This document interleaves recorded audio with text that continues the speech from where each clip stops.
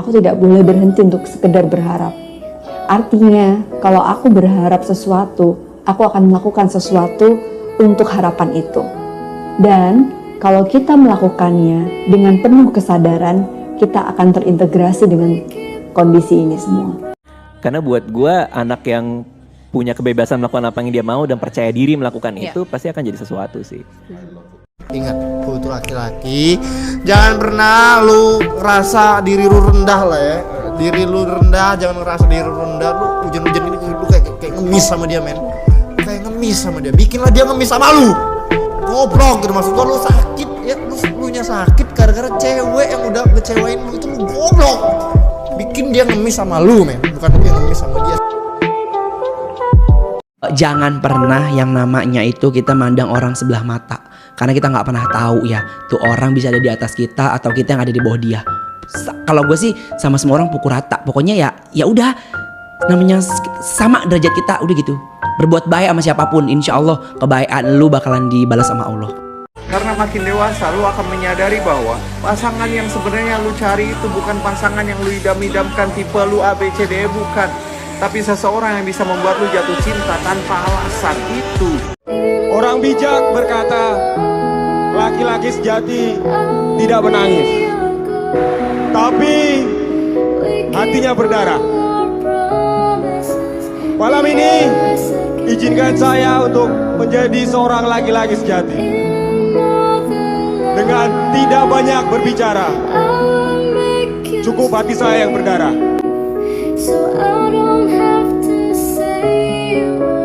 Kadang manusia begitu, Kang. Maksudnya ketika dia merasa dia lebih baik, jadi dia tidak mau dekat sama yang tidak lebih baik gitu. Sakit hati itu karena kau nikmati. Jika tidak sudah kau abaikan sejak awal, betul nggak?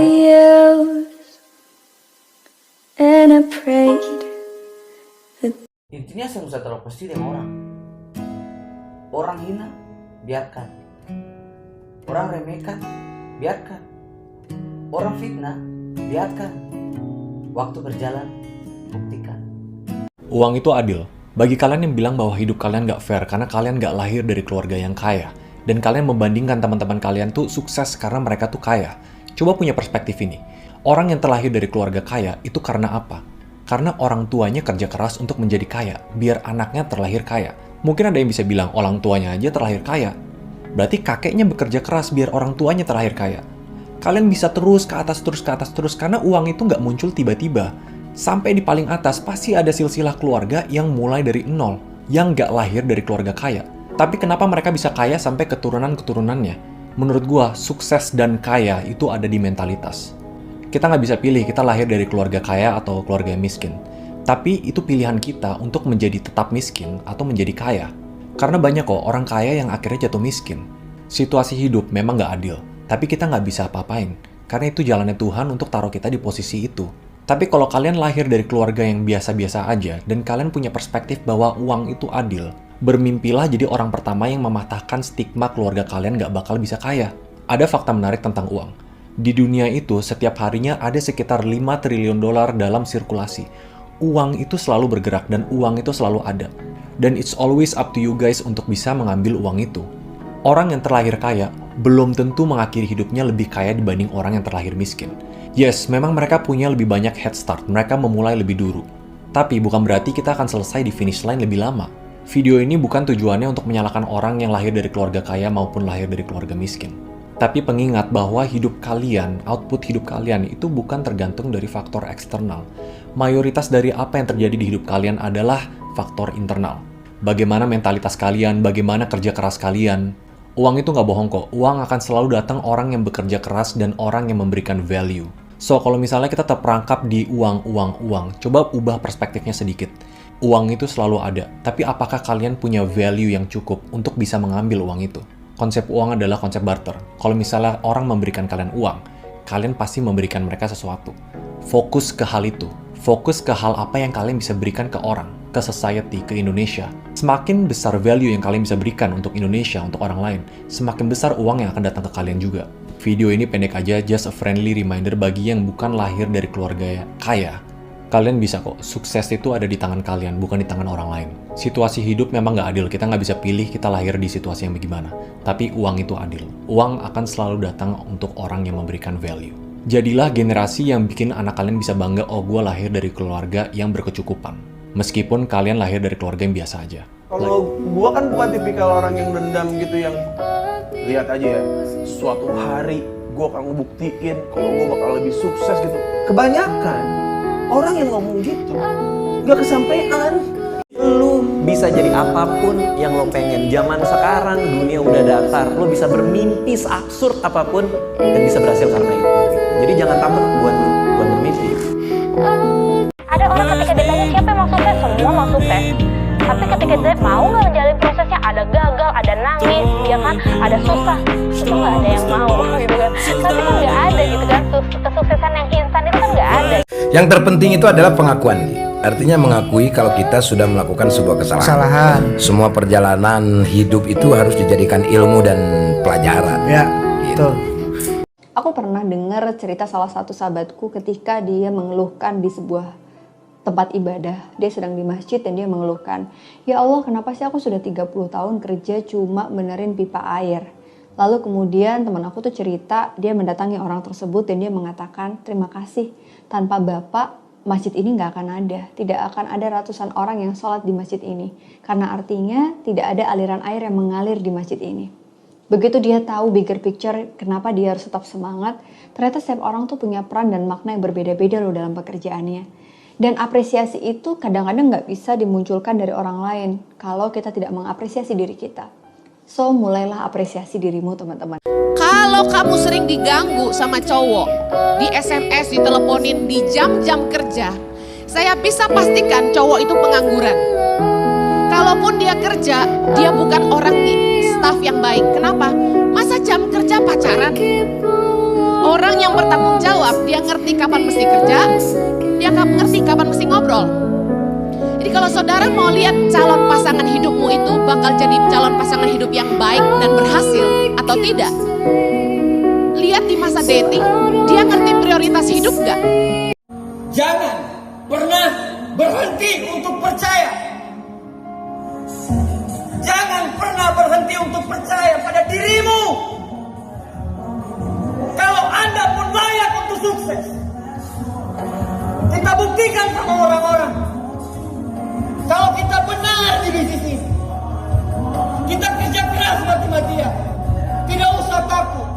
Anda jatuh, bangkit lagi, jatuh, bangkit lagi, jatuh, bangkit lagi, jatuh, bangkit lagi, jatuh, bangkit lagi.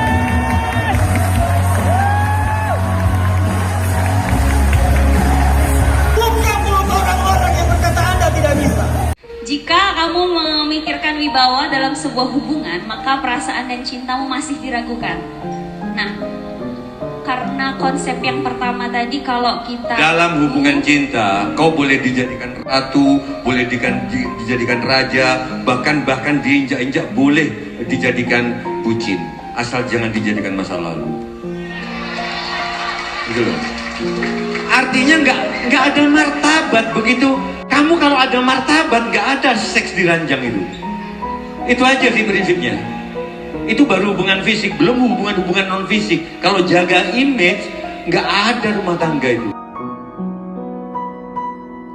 Kalau syaratnya kaya, kan materi bisa dicari. Benar. Yang penting kenyamanan hati. Jangan pernah nyari yang sempurna, karena kalau kamu nyari yang sempurna, kamu akan kehilangan yang terbaik. Ya, tapi orang kuat, orang badannya besar itu belum tentu kuat. Gimana? Orang badannya besar ini belum tentu kuat. Apa? Yang besar itu adalah yang kuat kesabarannya. Yang besar itu adalah orang yang kuat kesalehannya. Tapi ini harus kuat. Bu, permisi Bu, hari ini saya ada rapat OSIS sama persiapan lomba seprovinsi. Kok nggak boleh sih Bu? Giliran yang Olimpiade Matematika 1 minggu nggak pernah masuk, Ibu nggak pernah marah. Ini Ibu nggak banding-bandingin kami yang akademik sama non-akademik. Padahal yang sering menang di luaran siapa Bu? Hah? Yang non-akademik kan Bu? Terus juga kami lomba ini bukan nama pribadi Bu, untuk nama sekolah. Ibu setiap kali masuk cemberut, menghardik. Seharusnya mendidik, Bu. Ibu kebanyakan menuntut sama kami. Seharusnya Ibu menuntun kami, menemukan bakat-bakat kami. Setiap siswa itu berbeda, Bu. Nggak sama kayak Ibu. Masa semua dituntut seperti Ibu? Saya bukan ngelawan loh, Bu. Saya ini kan ngebela juga. Teman-teman di sini juga nggak ada yang berani ngomong sama Ibu karena takut. Iya, iyalah, Bu. Bu, bakat dan minat itu kan perlu digali, Bu. Kalau misalnya nggak digali, kami masa depan kayak mana? Nggak mungkin kami bergantung sama orang tua kami dan juga Ibu. Gimana, Bu? Buat semua teman-teman, kalau kalian punya beban di sini, bagilah ke orang-orang yang memang mau membagi dengan kalian karena you need it. Kalau enggak lu bakal stres kayak gue. Ya. Kalau enggak lu bakal stres karena you cannot flip it by yourself. You need a friend. You need a hand to flip it with you. Belajar tuluslah dalam kebaikan. Ketulusan kita diuji justru ketika kita disakiti sama orang yang pernah kita tolong. Jangan ungkit-ungkit. Orang baik tuh tidak mencatat perbuatan baiknya. Tidak meneriakkan kebaikannya. Karena kebaikan itu gaya hidup buat dia. Saking udah terbiasa berbuat baik, lali kapan nolong orang. Kadang tuh orang udah kalah duluan gara-gara omongan orang. Kadang orang udah nyerah duluan gara-gara pandangan orang. Itu kan banyak orang di luar sana yang sebenarnya dia mampu loh. Tapi dia jadi ragu sama dirinya gara-gara sepele. Karena misalnya temennya nyolek, nggak bakal bisa lu gitu. Itu serem banget loh. Kalau ada orang menertawakan lu di tengah-tengah proses lu berkarya, yaudah lu maafin aja karena kayaknya hidupnya dia tuh terlalu instan untuk memahami pentingnya proses. Dia nggak tahu kalau kita tuh belum barang jadi, kita tuh lagi dalam perjalanan gitu. Jadi ya udahlah biarin aja. Emang di dunia serba cepat, kadang-kadang orang berasumsi semuanya harus cepat juga, padahal enggak ada hal-hal yang harus lewat proses. Ora apa-apa aku tak omong ning elek ning jopo kono ora masalah, sing penting aku ndak nglakoni sing eruh aku mlaku ku piye meh Gusti Allah. Kowe uduk mulai nekat, kowe ora usah ngomentari wong, ora usah bladani wong reno-reno, wis mulai nekat. Arep wong model ngene-ngene ora perlu lah. Kowe ngelok-ngelok ya ndak perlu. Sing iso menilai Gusti Allah. Rasa banyak orang yang dunianya tuh terbentur sama takut gitu loh. Kayak gue ketemu banyak banget orang. Saya pengen jadi YouTuber, pengen jadi ini tapi takut nggak lucu. Gue pengen jadi stand up comedian tapi takut dianggap garing. Gue pengen belajar investasi tapi takut rugi, takut duitnya dibawa kabur orang gitu. Jadi fear itu menghalangi kita untuk meraih potensi kita. Padahal kita nggak pernah tahu gitu di ujung rasa takut itu kita ngebuka apa gitu. Ayahku tuh selalu bilang, kita itu hidup keras kata saya. Apa yang kita mau kita harus banting tulang. Ibaratnya kita harus benar-benar kerja keras. Ketika kamu mau makan, kamu nggak bisa ngandelin orang. Cukup diri kamu yang harus bisa kamu ngandelin. Pasti yang gue bilang gini, bisnis itu pasti rugi. Betul, pasti rugi dulu. Resikonya kaya. Resikonya jadi kaya. lo harus tahu. Jadi kalau lo bilang bisnis pasti untung, jangan bisnis deh. Jangan. Jadi begitu bisnis lo tahu, gue udah siap rugi. Gitu. Nah kalau lo udah mentalnya kuat gitu, lagi rugi, lagi nggak laku, ya lo udah tahu udah pasti rugi. Gitu. Jadi dibalik tuh mindsetnya gitu. Betul. Harus berani rugi gitu. Kalau lo udah pengen, gue takut rugi ini ya, berarti jangan bisnis. Oke. Bekerjalah seperti kita tidak memerlukan uang. Berkaryalah seperti tidak ada yang menonton. Beribadahlah seperti tidak ada kita ngarepin surga. Jadi semua kita lakukan karena ikhlas. Ikhlas semuanya. Mungkin Pak Jiwa mau nambahin? Ya, kalau kata Semar, siapapun yang bekerja dengan ikhlas, mungkin kaya, mungkin tidak kaya, tapi setiap kali butuh, duit itu ada.